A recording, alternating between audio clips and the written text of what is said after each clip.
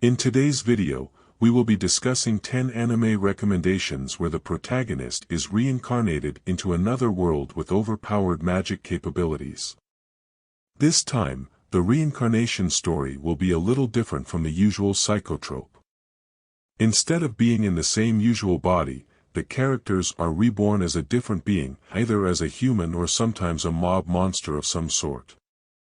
They are in a different body and must now adapt to their brand new environment and test their strengths and capabilities on what new things they can accomplish.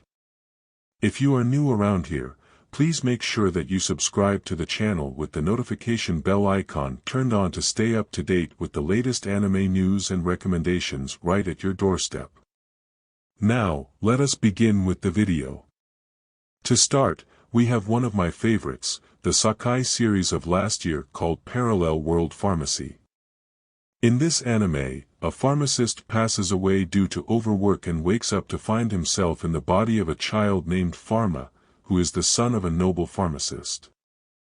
Pharma can use high-class magic and create medicine beyond this world's capabilities to cure even the deadliest illnesses. Despite keeping his abilities a secret to himself, he desires to open up his very own pharmacy in another world to help people by offering his services. Next on the list is Wise Man's Grandchild, the story of another sad man from Japan getting killed and put into another world, but it turns out that he's overpowered at the very start of the show. He enters into a family relationship with one of the most powerful beings in the universe named Wise Man. The military cannot find out about his power level, otherwise, Shin Walford, the protagonist, would be used as a war weapon. Instead, they ship him off to a school to live his life and make friends. The premise of this anime is extremely interesting, and the idea of magic, special abilities, and dragons incorporated here is just amazing. The Faraway Paladin is definitely a hidden gem back in the 2021 year. It's a reincarnation story with a mixture of both action and also slice-of-life moments with a character reborn in the hopes of venturing out into becoming a paladin. It combines sad moments and how to deal with them. It shows that, despite the difficulties we have encountered, we can always go forward and change. Anime shows that even if you were just ashamed to complain to our family friend or someone close to us, it is definitely worth doing it, not worrying about what he or she may think. You just need to let the sadness out of you, and the person close to you will definitely be helpful. Here's a bit of an interesting question for you guys. How would you feel about killing the same mob monster over and over again every single day of your life for the next 300 years? It is indeed quite the painful experience to think about, but it does show some huge dedication towards someone's goal. The show here is called Slime 300, and it's a reincarnation story of a girl who wished to live a peaceful life away from society and completely maxed out her level by killing the same monster until she became overpowered. The basis of this anime is just what it is, a fantasy comedic slice-of-life series where the entire cast consists of females hanging out together and trying to live a stress-free life in another world. Finally, we have the magical revolution of the reincarnated princess, which resulted in a turn of unexpected events. This season has quite a lot of isekai-related anime, and this one in particular is definitely a sleeper hit. The starting point of this adaptation was really well executed.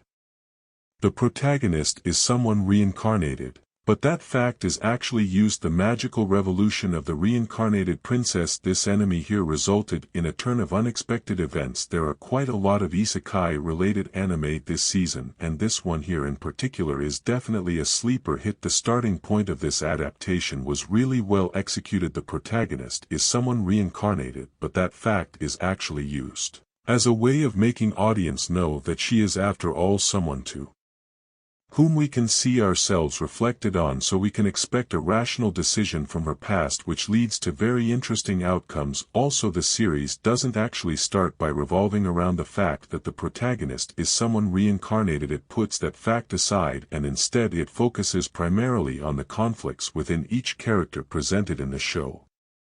Have you ever wondered what it would feel like to get reincarnated into another world as a spider? Yeah, me neither. I mean, who actually wants to be a spider? Music. Komoko's main goal is to survive and escape the dungeon that she's trapped in. Think of her situation as a video game protagonist trying to beat a level, or even the game itself. The world that she is in is completely huge. It's a game playground, and that dungeon is only a small part of it. Komoko, the protagonist, her progression also translates into a RPG-like system with skills development and learning to level up. Now keep in mind that she's not the only one who got reincarnated, because it's actually the entire class did too, and were either reborn as a human or a creature.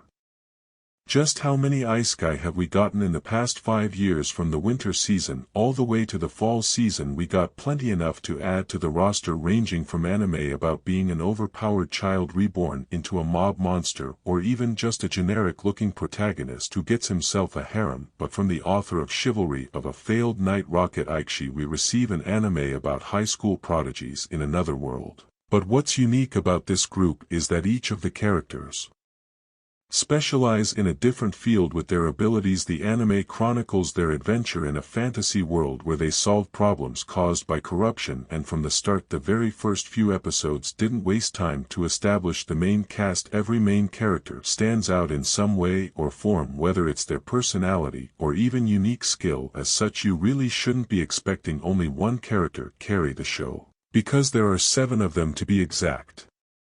I do wonder what would be the next evolution to Ain's old gown from Overlord. Well, it's probably none other than the show called Skeleton Knight, in another world where our hero is summoned and reincarnated as his avatar of a skeleton knight dressed in knight in shining armor with powerful equipment. He can slay even the toughest enemies in his way. Most of the show kinda consists of him saving elves from danger and slaying bandits and monsters and bad people, and this also has, some CGI elements to it which may not be the greatest, but I did find the show to be overall so addicting and fun to watch. Now finally, to end this list off, I'm recommending to you all is Reborn to Master the Blade. It's a show about an old powerful mage king reincarnated into the girl's body in the future of his world, and how he proceeds to walk a new life of battle. What I really like about the story is the more build-ups, the fun side of things. While sure, I wish things weren't so rushed or feels like in such parts, but seeing characters grow and develop is such a wonderful thing. It looks like you just made it to the end of the video and witnessed 10 anime where the protagonist is reincarnated to another world with overpowered magic capabilities. If I've managed to leave any anime out in particular that you thought would be great issue on the list, then please let me know in the comment section down below, as I'd love to hear your very opinion. Or just comment down below what you thought about the video in general, as I'd always appreciate the feedback, and I'll be seeing you all in the next one.